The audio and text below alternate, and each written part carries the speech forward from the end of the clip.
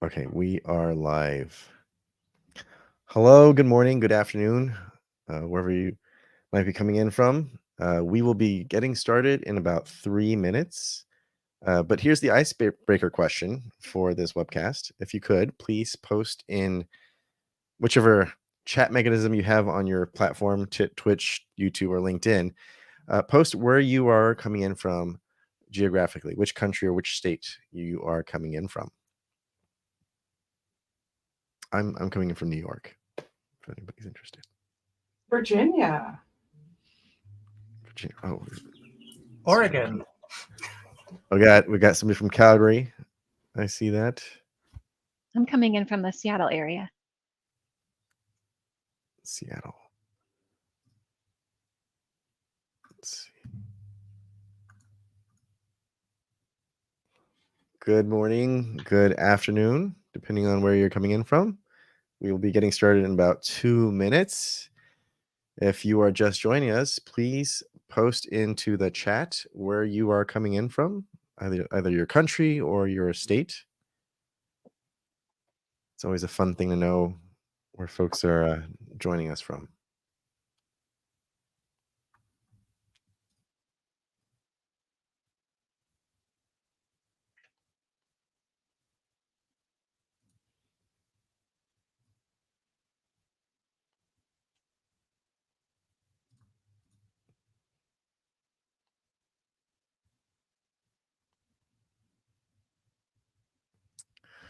Also, you might notice that we have 2 links at the bottom here. These are links for donating to Black Girls Hack, as well as the Diana Initiative. So if you're interested, just follow those links and go ahead and make a donation. We need your support.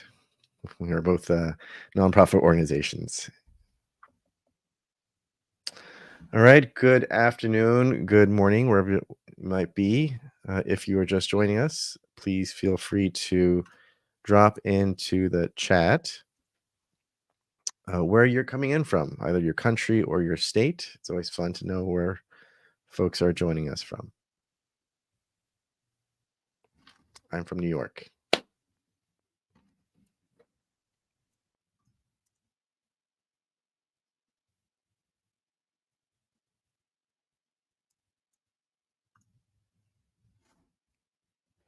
Hello, Edmonton. All right, it is 3 minutes after the hour, so we are going to go ahead and get started here before I see you, San Francisco. Thank you. All right, before we get into the actual discussion, there's a few housekeeping items that I would like to go over. So the panelists will be taking questions from the audience. If you have a question that comes to mind, go ahead and put it into the chat mechanism on your platform, whether that be Twitch or YouTube or LinkedIn. If it's a question that we can just sort of answer asynchronously through the chat, we'll go ahead and do that. But if it's a question that one of the panelists should answer, we will be taking those at the end of the webcast. All right, so just, pop it into the chat and then we'll take them at the end. All right, and with that, I'm going to go ahead and introduce our panel here. First up is Tanisha. Tanisha is the founder and executive director for Black Girls Hack, which is a national cybersecurity nonprofit that is dedicated to providing education and resources to underserved communities and increasing diversity in cybersecurity. This organization provides its members with resources as well as mentorship, direction, and training that they need in order to break into the industry and make their mark. Outside of Black Girls Hack, Tanisha is a security consultant with over 15 years of experience, and she's worked on various statements of work, ranging from penetration testing to risk assessment to compliance audits, information assurance, and so on and so forth. Tanisha is also an author. She co-authored a title, Securing Our Future, Embracing the Brilliance and Resilience of Black Women in Cybersecurity. Welcome, Tanisha. Next up, Next up, we have Caitlin. Caitlin is a principal security technical program manager from Seattle with over 13 years of experience. Her day job is focused on product security at Zoom. She is currently serving on the Diana Initiative Board for 2024. And recently, the Security Industry Association did a Women in Security Power 100, and Caitlin was named as one of those 100. She is also the co-founder of the employee resource group at Zoom for women called Women in Security. Welcome, Caitlin. Thanks. Hi, everybody. And last but not least, we have Mickey. Mickey's career actually spans quite a bit. At the bottom of the stack, she's worked on firmware, and at the top of the stack, she's worked on applications.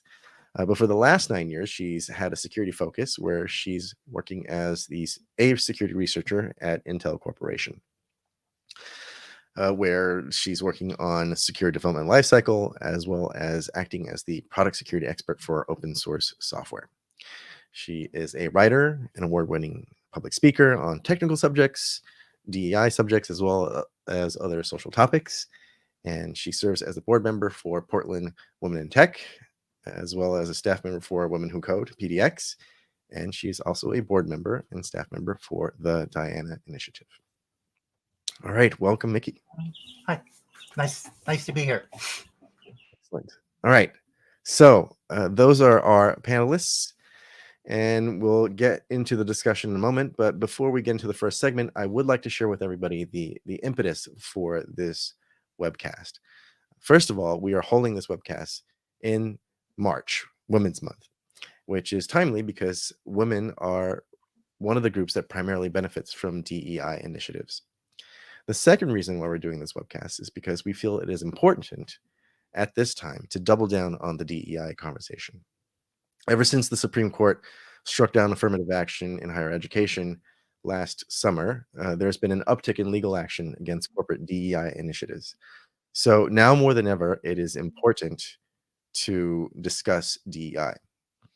And rather than yet another discussion that focuses on where organizations are falling short on DEI, we thought it would be refreshing to share strategies and tactics for DEI successes. And so those are the two reasons why we're doing this webcast. And with that, we're going to dive into our very first question, which Tanisha is going to lead here. And the question is, which are the building blocks that are necessary or at least beneficial to support a successful program that progresses towards parity?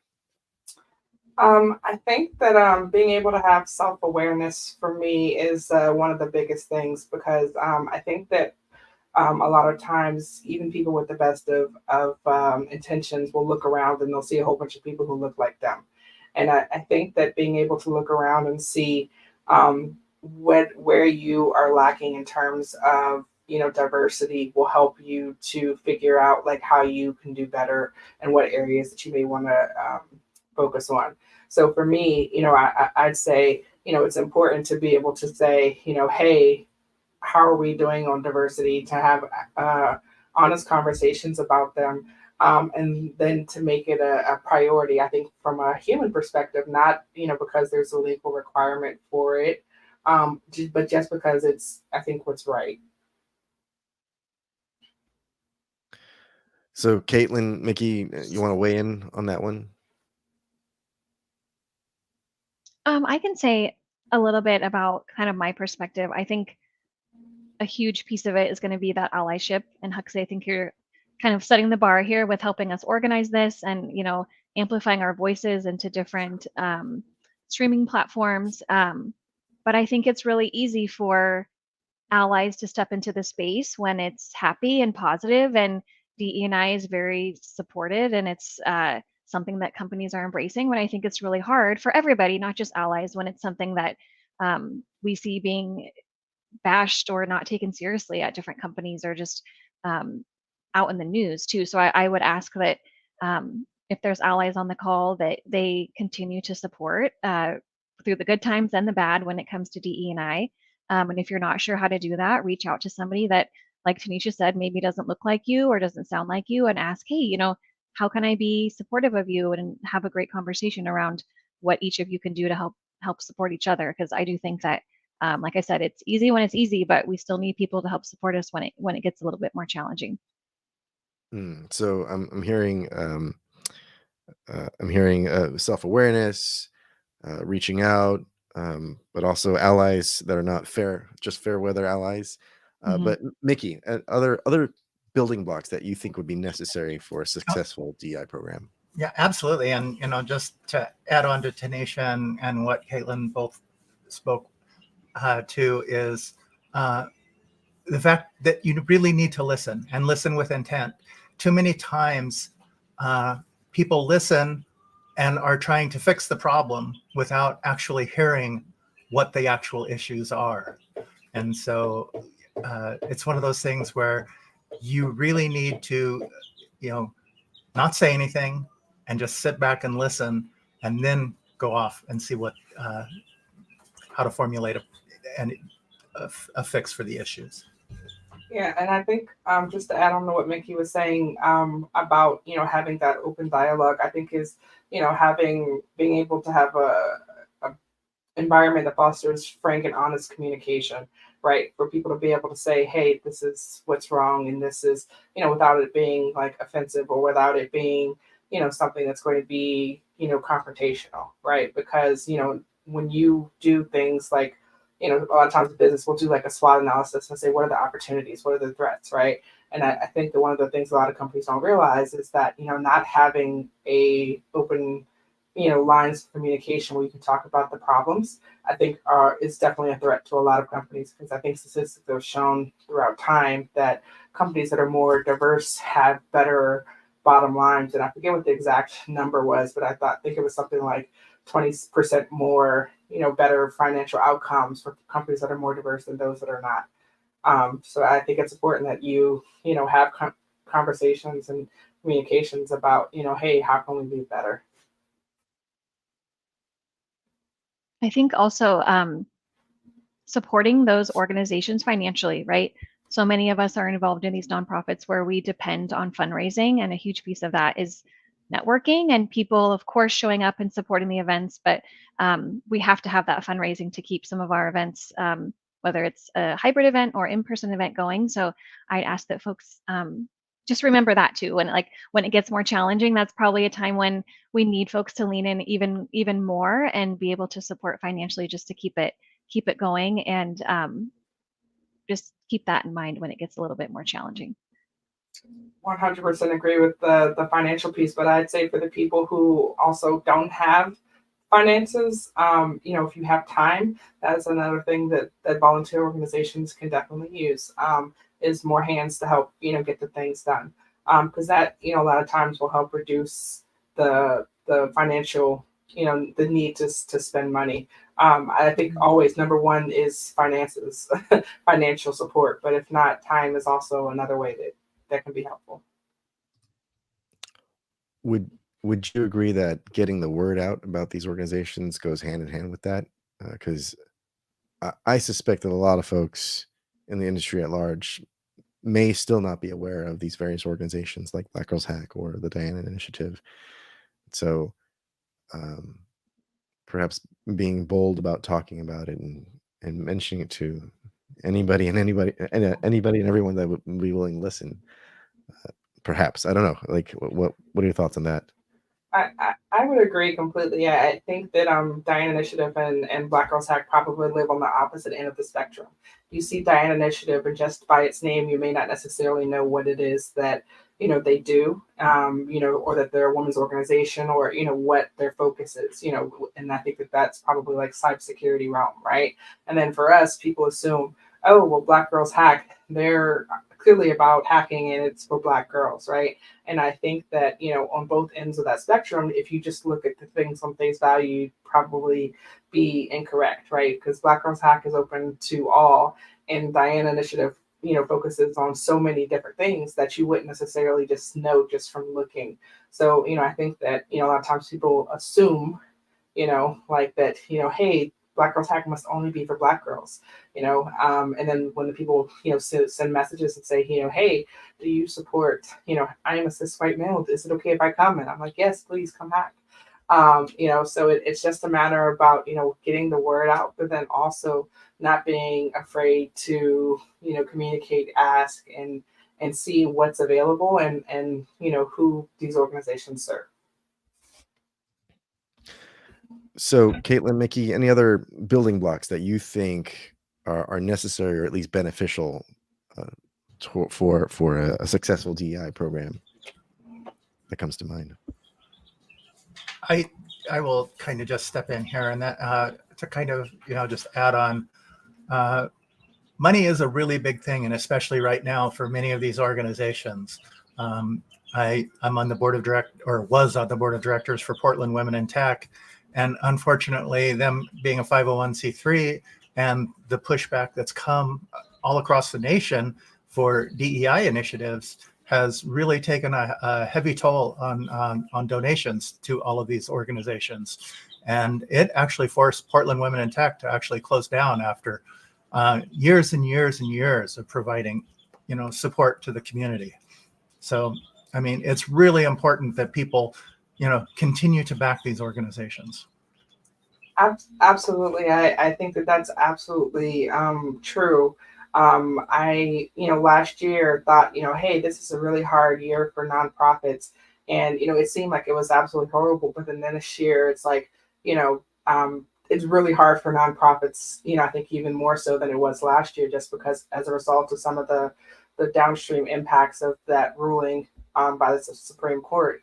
And, a lot of organizations have eliminated or drastically reduced their DEI programs in terms of their hiring, right? Which makes it a lot harder, specifically in Women's History Month, for some of the underrepresented groups like women to be able to get hired, right? Because there's like, hey, we don't need to have a focus on this.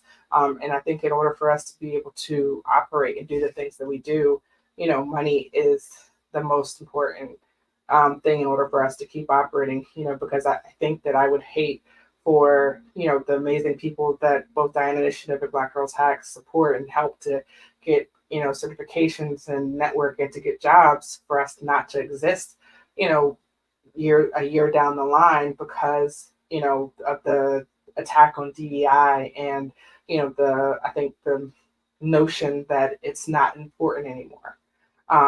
That it's trying to achieve equity is not important anymore. Can we ask our attendees, if you're here today, go tell 2, 3, 4, 5 people about Black Girls Hack, Diana Initiative. I'm sure you may know more, but go post it in one of your work channels, put it on your LinkedIn. Like I said, go tell somebody about it, because I think that's a huge piece of it. Like others said, it's that word of mouth and kind of that don't be afraid to talk about it. Just because it's being talked at the Supreme Court level is something that's not needed or not positive. Like, we're still here, we're not going away, we're still pushing for it, and we have to still use our voices to keep it moving and make sure that some of these organizations are still supported. Yeah, and I think that the underrepresented communities don't, fail to exist because the programs are no longer in existence, right? The impetus for having DEI programs, which was a lack of equity, a lack of, equality, those things still exist. We still need to, try to increase diversity in cybersecurity and technology as a whole. So I think that just on a human level, it's important for people to spread the word, to donate time and or money. And if they don't have the ability to talk to their companies, talk to the people who do have the money and do have the time, and say, hey, these are great organizations. They've been around for a while, and it would suck if they were not, at some point in the future. So let's support them. I think the two of you have been saying something here, but I want to make it explicit, right? Because it shouldn't be taken for granted. Because the question is about what are the building blocks necessary or beneficial for a successful program. A DEI program is definitely beneficial to a successful program at a company overall, right? So, and I just want to state that explicitly. Other thoughts? Any other building blocks that the three of you? I will hop on the back of what you just said about the DEI.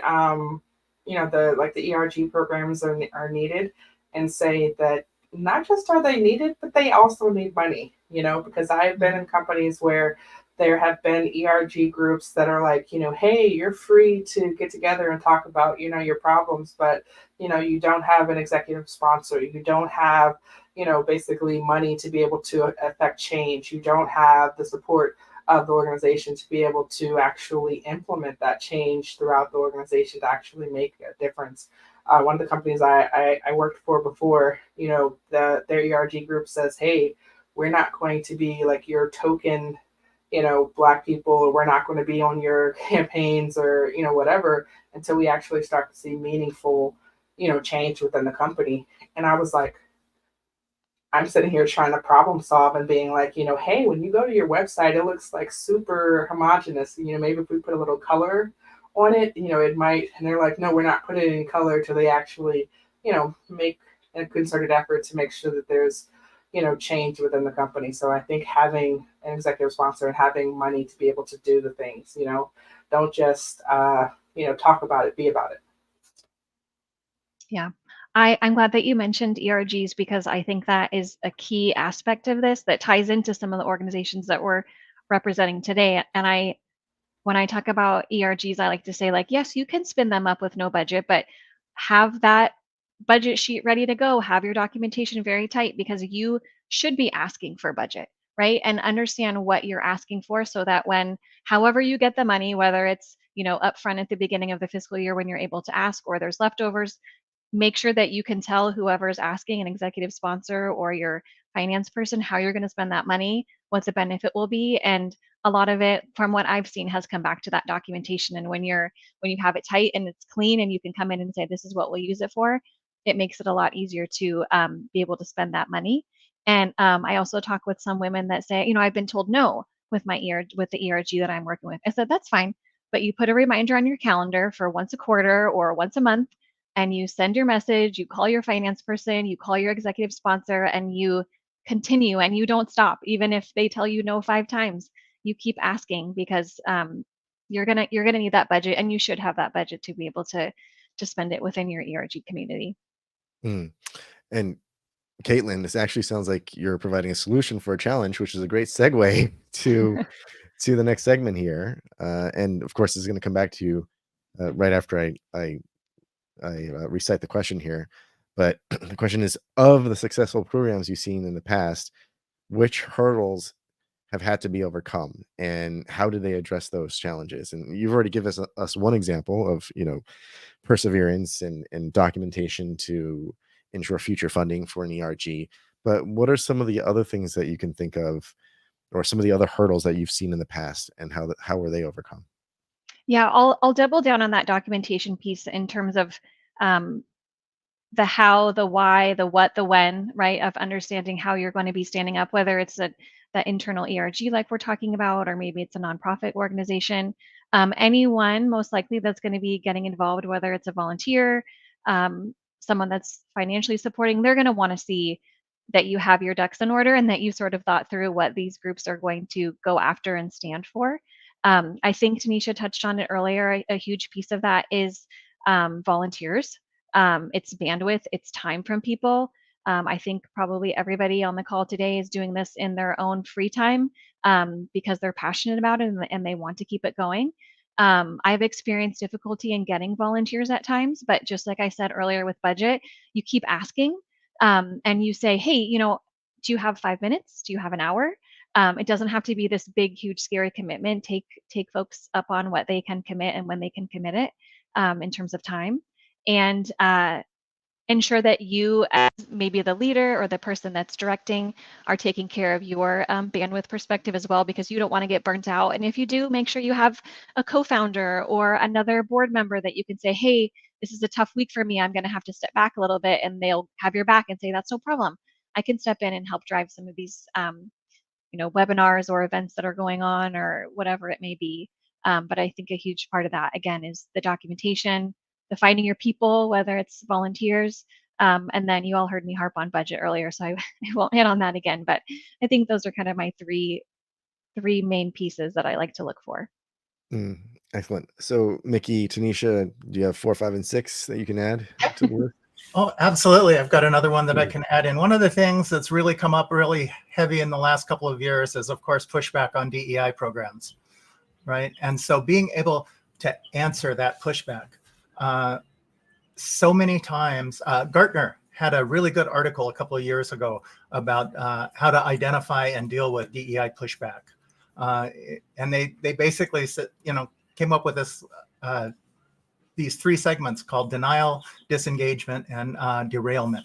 And those are basically the three types of DEI pushback we see a lot of, which is where you have denial, where people say this isn't a problem, or you have disengagement where they say this is not our problem, or derailment where they say what about all of these other problems that we have, right? And so trying to deal with that and learning how to deal with DEI pushback is paramount to having a successful DEI program. I'm glad you said that, Mickey, because that's what I had to learn. And that's why I speak on the documentation piece of speaking with someone and they said that to me, right? If this isn't a problem, or why do you need this? And I was actually taken aback that I couldn't articulate it well because I was sort of in shock. And so that was a big learning for me of being able to clearly articulate it in writing, and I should say in person too when you're speaking with someone, because you're absolutely right of being sort of pushed through, I think you said sort of three key areas that you have to work through. And it's uncomfortable, but I think if we know that it exists, then when we come into those conversations, we'll be like, oh, okay, piece of cake. I know how to handle this, even though it can be definitely challenging. I would say that the successful programs that I've seen that have done well have done things like as simple as, like if you have a formal mentoring program in place within your organization, right, to help like some of the underrepresented folks or the people who are trying to, upskill in their career, actually providing time for that mentoring. And not expecting people to do their 8 hours of work and then, spend an hour or two, a week or a month or whatever mentoring, but include that as part of the time that's your 40 or 60, whatever your billable hours per week, right? To actually provide time to help people to feel comfortable and to grow, right? Because when we're looking at, the purpose of these programs, it's to, one, make sure that we have diversity in these spaces, but then two, also to make sure that people who are in these spaces that are there to help them to feel acclimated and to feel comfortable being there. And I think that mentoring is a big part of that. And companies that I have seen that have said, hey, you get so many hours per month for giving back or for mentoring or for something like that, that's part of the putting your money where your mouth is and not just talking about, trying to affect change.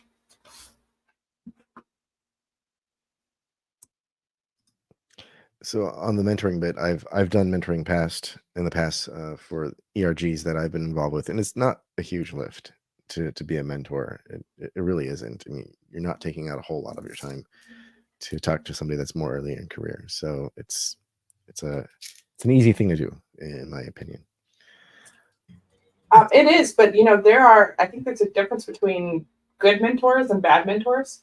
And I think that, trying to define it the same way that we address like security policies and ethics within corporations, right? We have to establish, hey, what are our boundaries? Like, what do we define as ethical?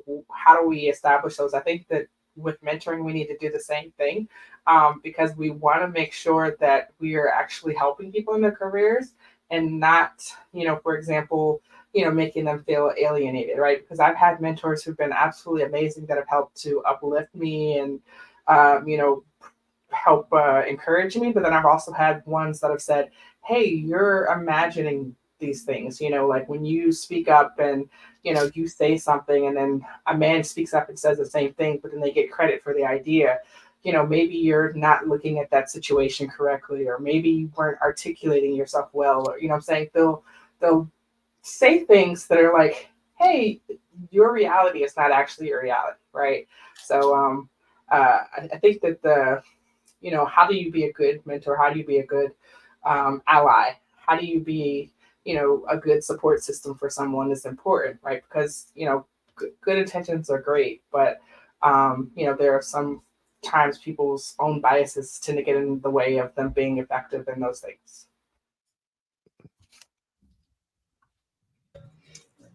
I agree with you 100%, Tanisha. I mean, I have been in this industry for a number of years, and I've had great mentors, I've had mediocre mentors, and I've had really bad mentors.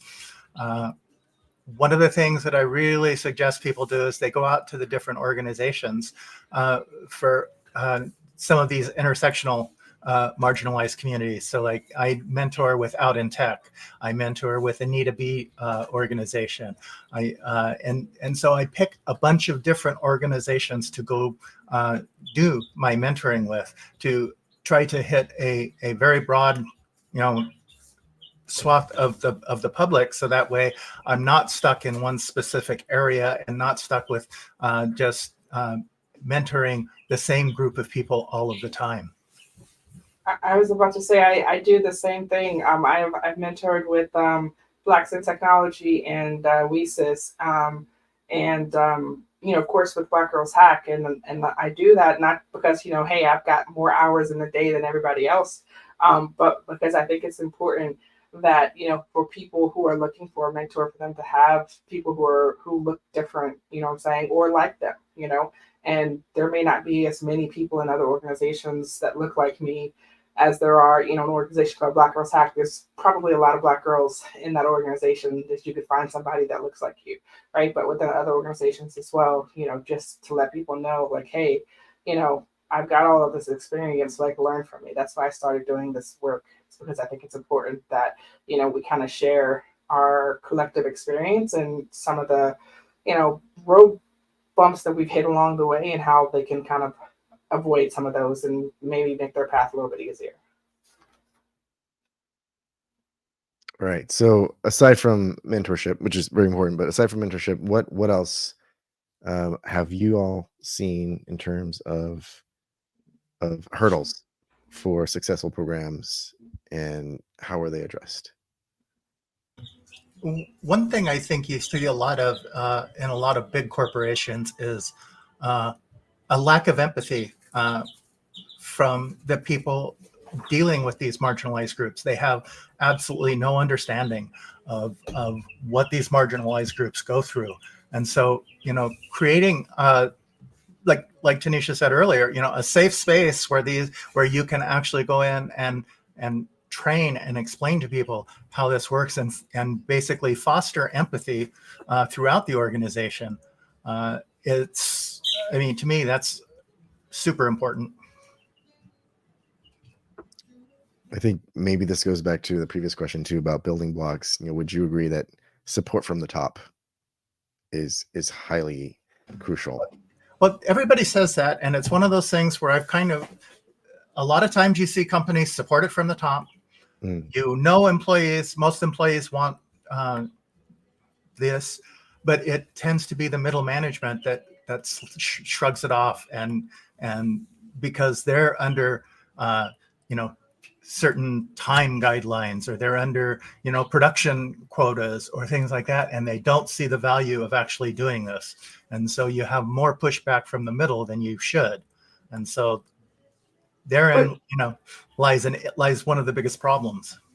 I agree with you completely, but I think that we within cybersecurity face the same type of problem, right? Because if we don't have like our guidelines, our standards, our policies and procedures adopted and then pushed out, and the importance of them, having an important information security, guidelines and policies, if that's not pushed down and adopted throughout the organization, then it's not going to be implemented effectively. I think that we just need to do the same thing that we do, the same fight that we have within cybersecurity, which is like, hey, if we're going to make our organizations more secure, then this needs to be a top-down effort that is adopted widespread. We need the same type of leadership, when it comes to DEI. And I'm going to go ahead and say, like, regardless of whether or not, the Supreme Court, what the Supreme Court is actually saying, I think from a human moral compass perspective, I think that you can kind of tell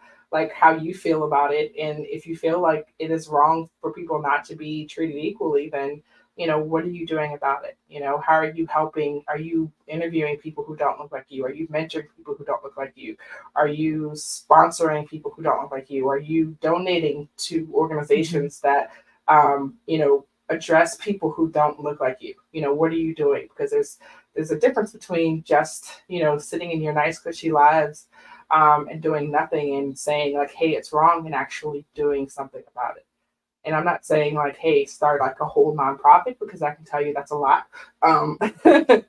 But I'd say that there's other ways that you can get in that are less time and life consuming. And I did want to clarify, I didn't mean that it shouldn't be pushed down from the top. It absolutely has to be, right? So, I mean, there is no doubt about that. It cannot be a bottom-up situation. It has to be pushed down from the top. Tanisha, I love how you analogize the challenge of security with the challenge of DEI, right? Because in security, as you said, like we influence, right? Security tends to own nothing, but is responsible for protecting the organization. So everything we do is influence to the best that we can, and trying to push for DEI is essentially an influencing effort as well. So I love how you analogize between the two. I think some great parallels to learn from. All right, so let's move on to our third segment here, and this is for the folks who are early in career. And Mickey, you're going to lead off this segment over here. And the question is, suppose I'm early in career. What should I look for if I want to join an inclusive environment? So if I'm looking for a job, what are some of the signs that I should be looking for to know ahead of time before I sign the offer that, hey, I'm going to be accepted here. I'm going to do well here. I'm going to be able to be my best self. There's so many things to look for, but I mean, some of the simplest things are, number one, read the job posting. Do they use inclusive language? Do they use non-gendered language? Do they use, are they trying to attract different groups of people, or are they targeting one specific, segment? I always say, go look at the company's website and look at any of their social media. I mean, that right there will give you a big clue as to what the company's culture is like. Reach out if you can to current or former employees, right? If you know anybody that works there, ask them, what it's like. Ask lots of questions at the interview. And ask things like, do they have an employee resource group? Do they, are they an inclusive environment in that they have training and, other things like that? And, what resources or benefits do they offer for their marginalized groups? And then also, how do they promote diversity and inclusion inside the company? What is the company culture actually like? But, also, if you're there for an interview, is to pay attention at the interview as to what's going on around you. I can't tell you how many times I've gone in for an interview, and it's a panel interview, and I walk in and I have 5 cis white males sitting there in front of me to do my interview. Absolutely zero diversity. There's nobody there that looks like me. There's no women, anything. And I mean, that's a big red flag right there as to, what's going on here. Check to see if they've asked you any inappropriate questions, such as your age or your marital status or anything like that, right? Because those things, aren't necessary for that job, right? So, I just say, do really good investigative work on your own for the company that you want to go to work for. So OSINT for DEI? I was going to say the exact same thing.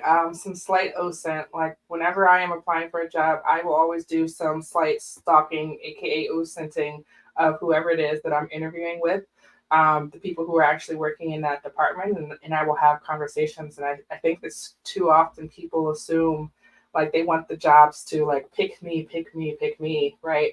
But I'd say that it's more like a dating situation where it's not just like I want you to choose me, but I want to make sure that you're a good fit for me as well, right? Because I don't want to step to a place where I'm going to be uncomfortable. I don't want to step into a place where I'm not going to be supportive, where there's nobody that looks like me. Like I don't want to train you on how to have a woman on your technical team or how to have a woman on your penetration testing team. I don't want to be like necessarily the use case, right? Where you're like, hey, everybody else has always looked exactly the same. And then like, oh, well, we need to hire a Black person now at this point, right? So it's like, making sure that, they're a good fit for you as much as you're a good fit for them, right? They wouldn't be talking to you unless they, they thought that you could be a good fit, but you also have the ability to be like, hey, I don't think this is going to be a good fit for who I am. Because like for me, like I'll tell people like, hey, I run a nonprofit. I tend to, run my mouth a lot, like on podcasts or TV or whatever. So if you have a problem with, very strong, opinionated Black women, this might not be a good fit. And I had conversations like that with my manager when I started because I was like, if I'm going to be spending the next year or two of my life with you, I don't want to, you just to be happy. I want to make sure I'm happy too. Mm, mm. Let me jump in here for a minute. So just a reminder, everybody, if you have a question for the panelists, please put it in the chat mechanism for whichever platform you're on. And after this segment, we'll go through and answer a few of them. But in the meantime, Caitlin, any thoughts on this for those who are early in career? Yeah, I mean, I think Mickey outlined it really great when she initially answered. I think the one thing I would add would be don't be afraid to use your network. Like even if it's a connection 3 people removed, ask if this person can connect you with that person if it's somebody inside the company that you're looking for. I had that exact experience last week of someone connecting me with their mentee for a role. And I said, I'm more than happy to share my perspective. Just keep in mind, right? This is my perspective that I've experienced, but still remind them, just like Mickey said, to go through, do your own digging. And I am a huge LinkedIn user. And so I go all through people's posts, whether they say, oh, this isn't the company opinion, this is my own, because I think that, that speaks volumes. I also like to take a look at, is the company posting things when it's not Women's History Month, when it's not another marginalized groups month? Because of course we see everyone change their logo or put out their posts, but that's great to see that to a certain extent, but what's happening the rest of the year and who's speaking on these things the rest of the year? So I like to keep that in mind as well. And again, I'll just double down on that networking piece. Don't be afraid to reach out to people to help you understand more than just what you can see, on your own research if you need that inside perspective of the company or of a role. And I would say that for the people who are mentors or sponsors or are helping like the younger generation, one of the things I did was open up so that people can see who the people that I'm connected with. I think there's a privacy setting within LinkedIn where you can hide that. But I actually open it up because like I'll tell, my mentees that there's somebody that I'm connected to at a company or in a space that you're trying to get into, like, and I can facilitate a conversation. Let me know, stalk the people that are connected to me, see if there's anybody that could be useful to you and what you're trying to do. And then, like Caitlin said, you let your network, network to make those connections, because I think that most of the time jobs are obtained through side doors and back doors and not through the front door. So it's more about your network and who you know than it is about did you make it through the front door ATS system and meet all of their check boxes and all of the things. So hone up on your OSINT skills if you have not your site stalking skills. So what would you recommend if somebody who's early in career is applying to, it's a question for all of you, applying to a smaller company, maybe a startup where there isn't as much of a social media footprint, digital footprint out there? Like what are still some of the things that you can do in that case?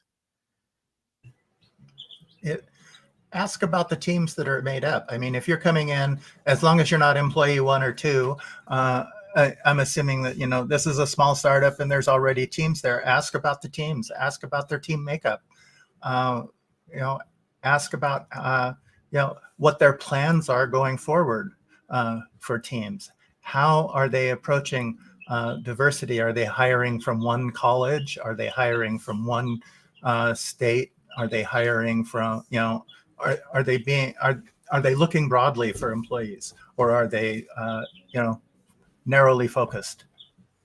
Yeah, the last 10 minutes of most interviews I've ever done have been like, hey, do you have any questions for me? Take advantage of that. Like Mickey said, ask, what is the makeup of the team that I'm going to be on? What is the percentage of women that are on that team? Do you have minority folks that are on the team? Ask those questions. And I think that if the people that you're applying for are offended or, don't like those questions or don't have that number, then that could be like a red flag that says that, hey, this might not be the best place for me.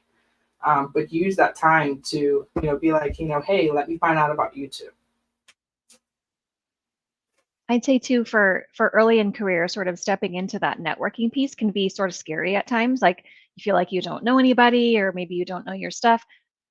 Most of us have gone through that before, but team up with one of the organizations that you see today, or WESIS or WISP, and there will be people that have gone through the same feelings that you're going through right now of maybe feeling like you don't have a network yet. That's fine. Reach out to me, reach out to one of us on LinkedIn. You now have our network, right? And it just keeps going and going. But sometimes that's the hardest part, is just stepping into it, whether you have to hit send on a message or, attend something like today, and you see someone's name here and you say, hey, Nicole, I saw you in the chat. I was in the webinar as well. Like, you want to grab, a virtual coffee, or just, kind of share our experiences. Like, that's how those things happen. It took me a while to learn that sort of from a networking perspective, because when you do come into some of these organizations, it appears that everyone knows each other. They've known each other forever, but all you have to do is do that one reach out, and then you're part of that, internal network of folks. And it can be very powerful when it comes to stepping into a new role or a new company, to have that expanded network of people that you can rely on. And to sort of fill that out, for those in the audience who are not familiar, I'm just going to enumerate a bunch of DI focused organizations that I know of, and the three of you, please jump in if I miss anything. But there's Blacks in Cyber, BIC. There's Black Cybersecurity Association, BCA. There's WESIS that we mentioned. There's also WISP, I believe. There's also Lake, I think it's pronounced Lake, Latinas in Cyber is another one. And then another organization I'm familiar with is Cyversity. So those are and of course the Diane Initiative and Black Girls Hack. Yeah, I would add Raices, and they're Latin and cyber focused cybersecurity organization as well. BBWIC, which is Breaking Borders Women in Cybersecurity, I think. I want to say they're based out of the UK, but they are also like a DEI focused organizations. Women Cyber Jitsu, Empower Her, Cybersecurity, Black Girls in Cyber. Are some of the ones that come off of the top of my head. But all of these organizations, like at least the ones that I mentioned, like I know their founders, like I know the people who are in the organizations. I'm probably part of the organizations myself, and I wouldn't tell you about them unless I felt like they were worth your time. And I tell people all the time, like, these organizations are not like street gangs, right? You don't have to pick one and then rep those colors forever type of vibe, right? I recommend to people to join a lot of different organizations to try to see where your tribe is, see where you feel comfortable, and be a part of multiple organizations, because different organizations offer different things in terms of their services, mentoring, in terms of all of the things. So it's not like you have to just pick one. I'm a part of Cyber Jitsu. I'm a part of Black Girls in Cyber and Blacks in Technology, and like I said, I've been part of Cyversity and WESIS. So I think that's important for you to take advantage of the different services that the different organizations do. But I would just stress, and this is just my personal opinion as Tanisha the Human, that you not just be a leech, right? Don't just go and take and take and take and take and take, right? Let it be like a two-way thing where it's like, give back to the organizations that are helping you within your career. whether that be like mentoring or helping with an event or volunteering for a conference or whatever the case may be, helping to review resumes or whatever your particular set of skills are, is to and if you can't give back in terms of time, of course, give back in terms of money. If they help you to get a job, maybe when you get your first paycheck, donate something to that organization so they can continue to help other people to get their jobs, right? So let it be a two-way street and not just I'm just taking all of the things that are being given to me. I'll add in one more, girl security from a more of a national security perspective. Um, and then for some of the larger organizations that maybe do require, a yearly subscription or member fee, a lot of the times the company that you're working for will reimburse you for those memberships. Like I think some of them are like $100 a year. Again, with budget, don't stop asking about that. If you do get hey, what kind of training do you want to do this year, or do you have any fees that need to be taken care of? Make sure that you are putting those forth. And again, don't stop asking. I know Hacker and Heels, I'm not involved in that organization, but I do see some overlap with every Friday morning, there's the Cyber Queens podcast with Meryl and Stacy, and Stacy from Hacker and Heels came over recently. So there's tons of podcasts. We could probably spend another hour talking about podcasts or books as well, but I'll mention those ones briefly. And I take and add in my few. You've also got big corporate or big nonprofits like Anita B, which is a great one to be involved with. Out in tech, Lesbians Who Tech, Trans Tech Social. All of those are all dealing with various intersectional groups of marginalized representation. And so they're really great to be involved with, and I've been involved with some of them since the very beginning, like Trans Tech Social. You can't go wrong.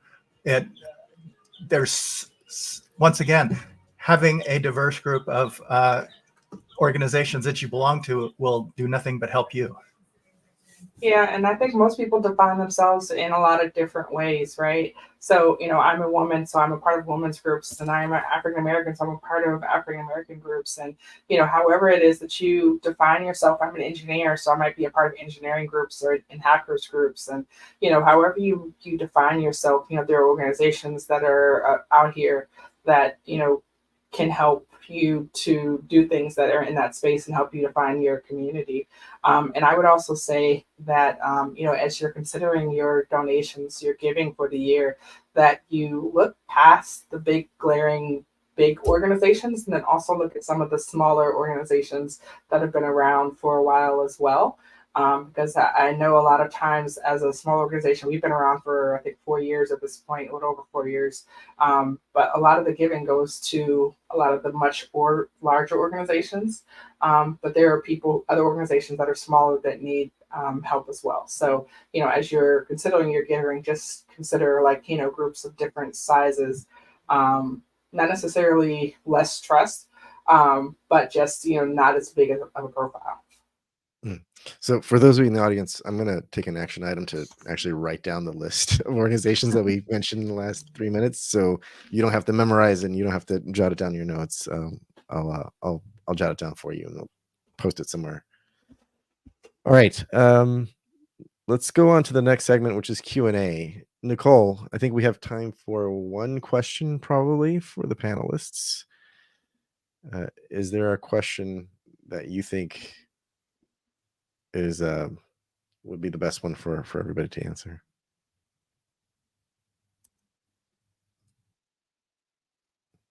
Nicole.